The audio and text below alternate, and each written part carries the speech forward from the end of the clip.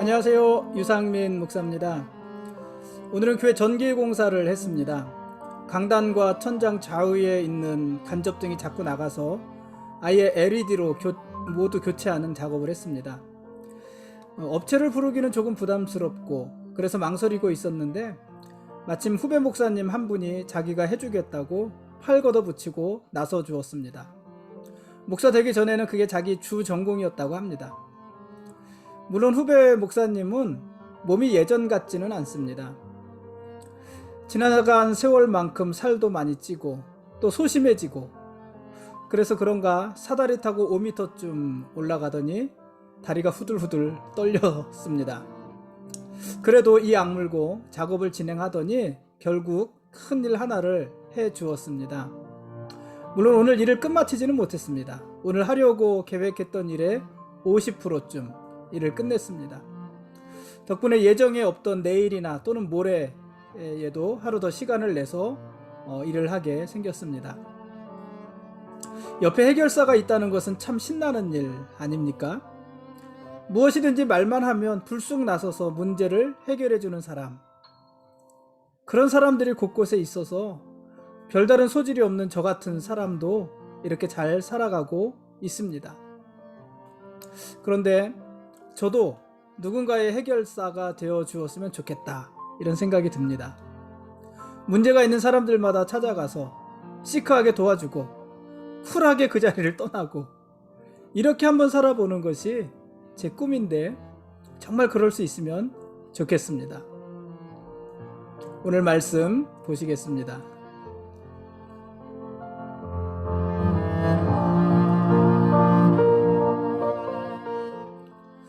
오늘 읽을 말씀은 사무엘하 11장과 12장 그리고 시편 51편 말씀입니다.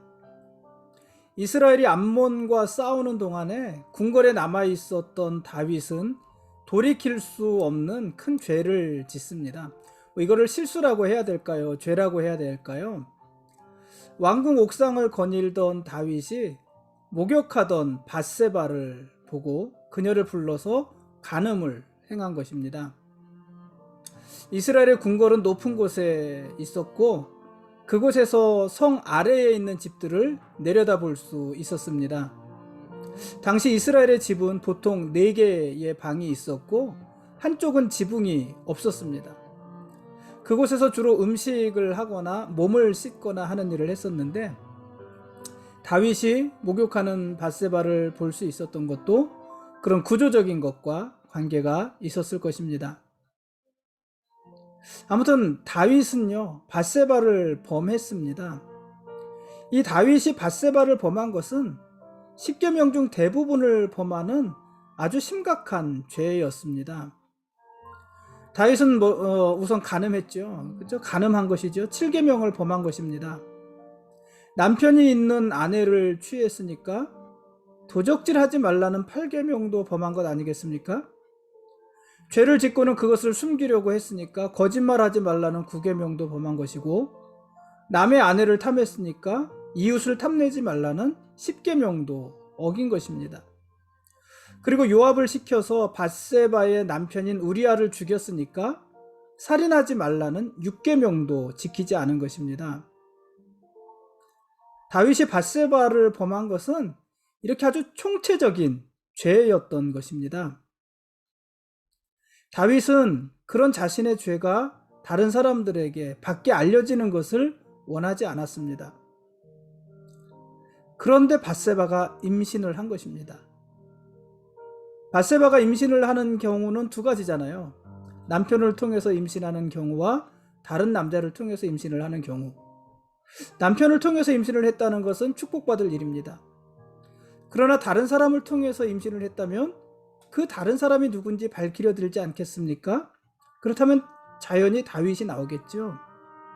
그래서 다윗은 그렇게 해서라도 자기의 죄가 드러나는 것을 원하지 않았습니다. 그래서 다윗은 밧세바의 임신을 남편인 우리아에게 떠넘기려고 했지만 그 일이 뜻대로 되지 않았습니다. 우리아가 너무 충성스러운 신하였기 때문에, 부하 장군이었기 때문에 그랬습니다. 그래서 다윗은요, 아주 교묘한 방법으로 밧세바의 남편이자 자기의 충성스러웠던 부하 장군이었던 우리아를 죽입니다. 표면적으로는 우리아가 전쟁에서 죽은 것이지만 실제적으로는 다윗이 죽인 것입니다. 자기 죄를 숨기려고 더 큰 죄를 짓게 된 것입니다. 왜 우리아를 죽였을까요? 우리아를 죽이고 밧세바를 데려와서 자기 아내를 삼으면 밧세바가 임신을 하여도 아기를 낳아도 크게 문제될 것이 없다, 이렇게 생각을 한 것 아니겠습니까?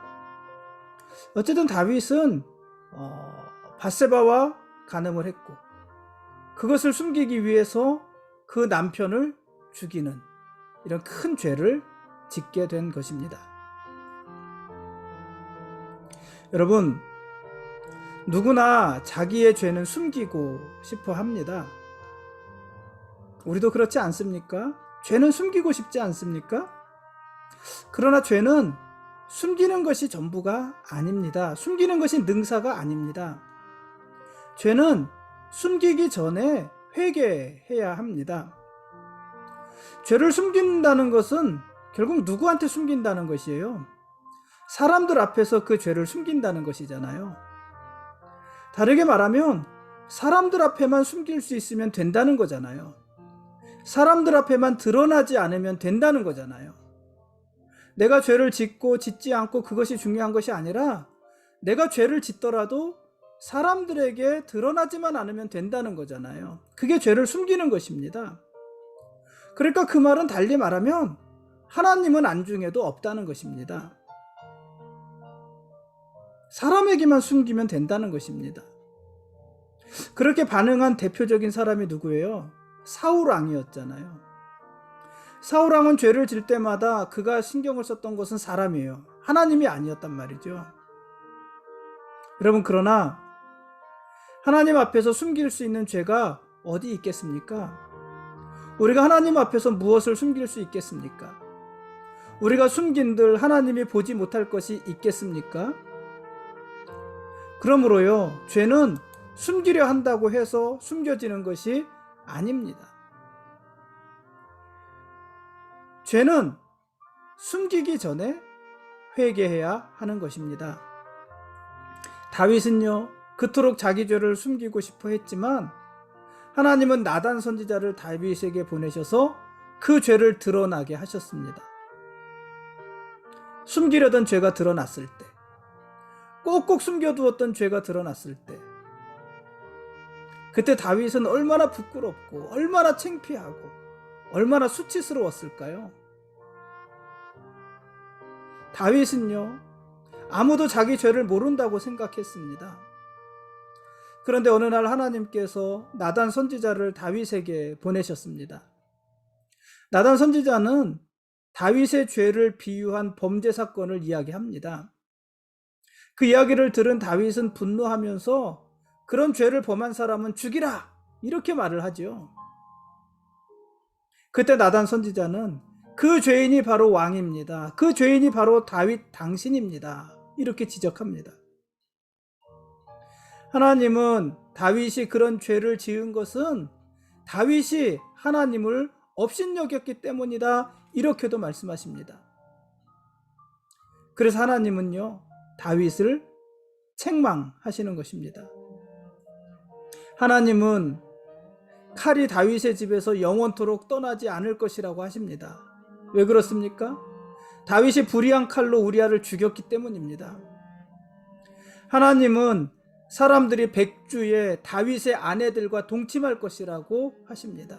다른 남자들이 다윗의 아내와 백주에 동침할 것이다, 이렇게 말을 합니다. 왜냐하면 다윗이 은밀하게 다른 사람의 아내와 간음했기 때문입니다. 하나님은 또한 다윗과 밧세바 사이에서 태어난 아이가 죽을 것이다, 이렇게도 말씀하십니다. 왜냐하면 그 아이로 인해서 하나님이 원수들에게 비방거리가 되었기 때문입니다. 이게 하나님의 책망입니다. 얼마나 무서운 책망입니까? 죄를 질 때는 좋은데요, 이런 책망 앞에 서면 얼마나 무섭습니까? 그렇지 않습니까? 여러분은 이런 책망을 감당할 수 있겠습니까? 우리가 순간적으로 짓는 죄에 대해서 이런 엄중한 심판이 있다는 것을 안다면 누구든 그렇게 쉽게 죄를 지을 수는 없을 것입니다. 다윗이 밧세바와 간음하고 나단 선지자의 책망을 들었을 때 지은 시가 있는데 그 시가 시편 51편입니다. 그래서 이 시편 51편의 부제는 다윗이 밧세바와 동침한 후 선지자 나단이 그에게 왔을 때 이렇게 되어 있습니다. 시편 51편에서 다윗은 죄를 짓고 난 후에 참담함, 자기 마음을 노래합니다. 그래서 시편 51편은 7개의 참회시 중 하나로 분류가 됩니다. 참회시다 하는 말입니다. 시편 51편은 죄사함을 간구하는 개인의 탄식시입니다. 다윗은 자신의 죄를 인정하면서 하나님의 용서를 간구합니다. 다윗은 또한 간절히 하나님의 자비와 긍휼을 구하면서 자신을 정결하게 씻어 주실 것을 간청합니다. 그리고 자신을 영적으로 새롭게 해주시기를 구하면서 형식적인 제사보다 깨지고 상한 마음을 원하시는 주님께 참된 제사를 드리겠다, 이렇게 소원을 합니다. 이것이 시편 51편의 내용입니다. 하나님이 책망하신 대로요, 다윗과 밧세바 사이에서 태어난 아이가 죽었습니다. 다윗이 그 아이를 위해서 금식하며 기도했지만 그 아이가 결국 죽었습니다. 그러나 하나님께서는 밧세바와 다윗과 밧세바 사이에 또 다른 아이를 주셨습니다. 그 아이가 바로 우리가 잘 아는 솔로몬입니다. 그러니까 솔로몬의 아버지는 누구예요? 다윗. 어머니는 누구예요? 밧세바. 이렇게 되는 거죠. 솔로몬이란 이름은 평화라는 뜻입니다. 그러니까 다윗이 아들을 낳고 솔로몬이라는 이름을 지은 것, 특별히 밧세바와 아들을 낳고 밧세바의 사이에서 아들을 낳고 그 아이의 이름을 솔로몬이라고 지은 것, 평화, 이런 이름으로 지은 것은 아마 그 아이를 통해서 하나님과 자기 사이에 평화가 임하기를 원했던 것인지도 모릅니다. 하나님께서도요, 그 아이를 뭐라고 불러주시냐면 여디디야, 이렇게 불러주시잖아요. 여디디야란 여호와께 사랑을 입음, 이러는 뜻입니다. 그러니까 솔로몬은 다윗에게 하나님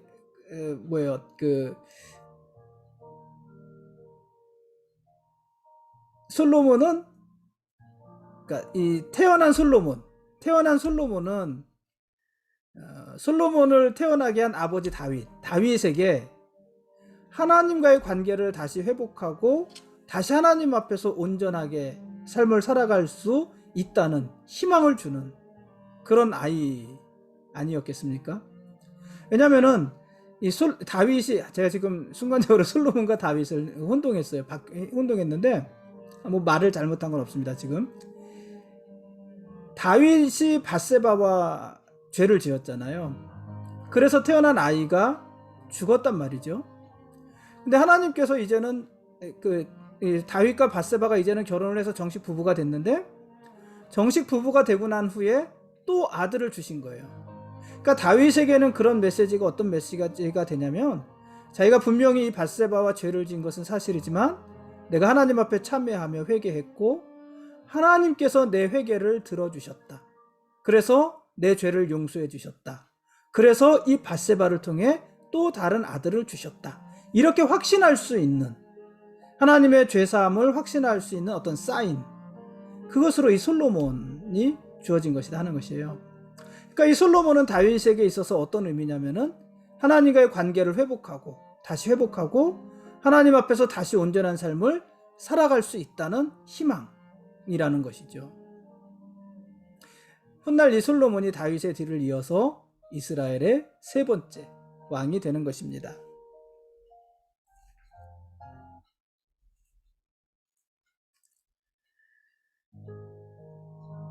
지금까지 사무엘하 11장과 12장 그리고 시편 51편 말씀에 대한 길라잡이였습니다. 내일 읽을 말씀은 사무엘하 13장과 14장 말씀입니다. 밧세바 사건은 다윗의 생애에 있어서 아주 큰 오점이 됩니다. 그죠? 우리가 다윗을 이야기할 때 항상 따라 나오는 이야기가 이 밧세바 이야기잖아요. 오점입니다. 지우고 싶은 이야기입니다. 다윗은 간음을 행했고 그것을 숨기려고 살인까지 저질렀습니다. 하나님께서는 이 회개하는 다윗을 용서하셨지만, 그러나 용서하셨다고 해서 그에게 그 죄에 대한 대가가 없었다는 것은 아닙니다. 하나님이 다윗을 책망하십니다. 어떻게 책망하십니까? 아주 무서운 책망을 하시잖아요. 칼이 네 집에서 영원토록 떠나지 아니하리라, 이렇게 말씀하셨어요. 이 말씀대로요, 다윗은 죽을 때까지 고난을 당했습니다. 다윗의 딸 다말은요, 오빠인 암논, 그러니까 배다른 남매지간이거든요. 근데 이 딸인 다말은 오빠인 암논에게 강간을 당합니다. 근데 그 암논은 어떻게 됩니까?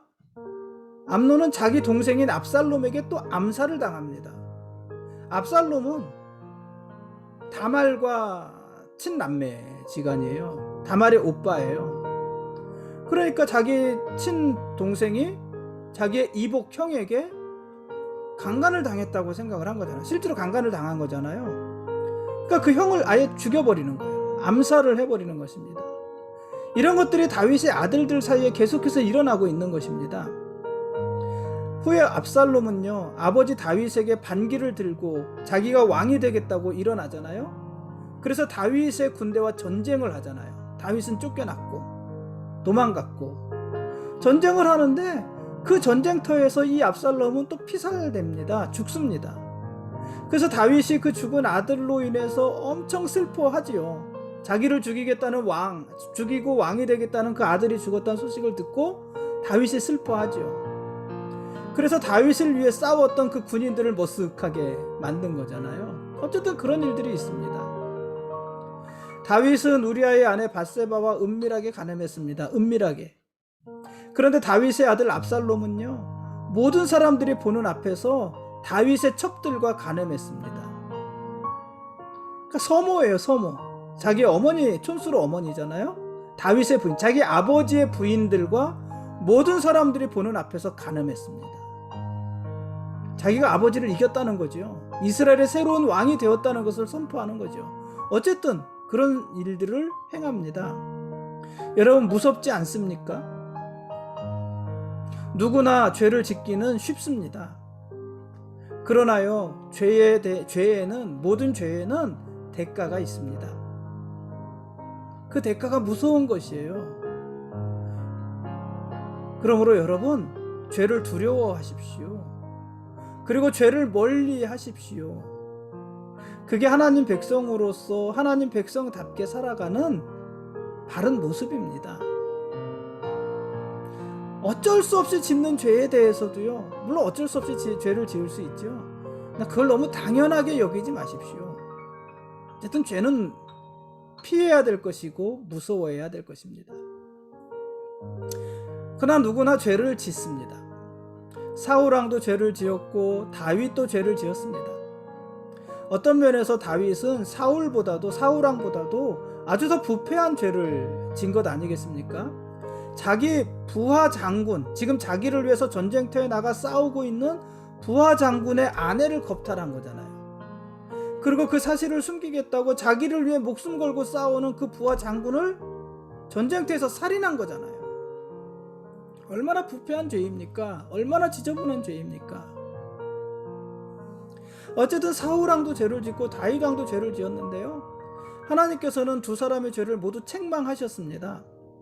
사울왕의 죄는 사무엘 선지자를 통해서 책망하셨고, 다윗왕의 죄는요, 나단 선지자를 통해서 책망하셨습니다.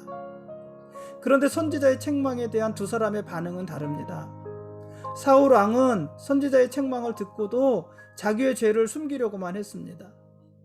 그런데 다윗은, 물론 다윗도 죄를 숨기고 싶었지만, 그러나 결국은 자기 죄를 인정하고 하나님께 회개했습니다.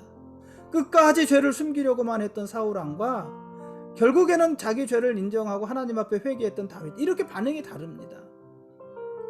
죄를 지은 후에도요, 사울 왕은 사람들의 눈치만 보았습니다. 사람들이 그것을 알게 될까봐, 그로 인해서 자기의 위신이 떨어질까봐 그것만 걱정을 했습니다. 그러나 다윗은요, 하나님 앞에서 자기의 죄를 크게 애통하며 회개했습니다. 사울은 끝까지 자기의 죄를 변명했고, 다윗은 자기의 죄를 인정했습니다. 이렇게 서로 달랐어요. 죄에 대한 반응이 달랐어요. 똑같이 죄를 지었는데 그 반응이 달랐어요. 그 결과가 사울 왕의 결과고 다윗 왕의 결과고 그런 것 아니겠습니까? 여러분, 누구나 죄를 지을 수 있습니다. 문제는요, 죄를 짓느냐 안 짓느냐 그것이 아니라 죄를 짓고 어떻게 반응하느냐, 그것이 문제 아니겠습니까? 우리는 죄를 지은 후 사울처럼 반응할 수도 있고, 사울 왕처럼 반응할 수도 있고, 다윗 왕처럼 반응할 수도 있습니다. 여러분은 어떻게 반응하시겠습니까? 죄를 짓는 것보다 죄를 지은 후 어떻게 반응하는가 하는 것이 우리에게는 훨씬 더 중요한 문제입니다. 오늘은 여기까지 하겠습니다. 하나님이 우리의 왕이십니다. 그리고 우리는 그분의 거룩한 백성들입니다. 고맙습니다.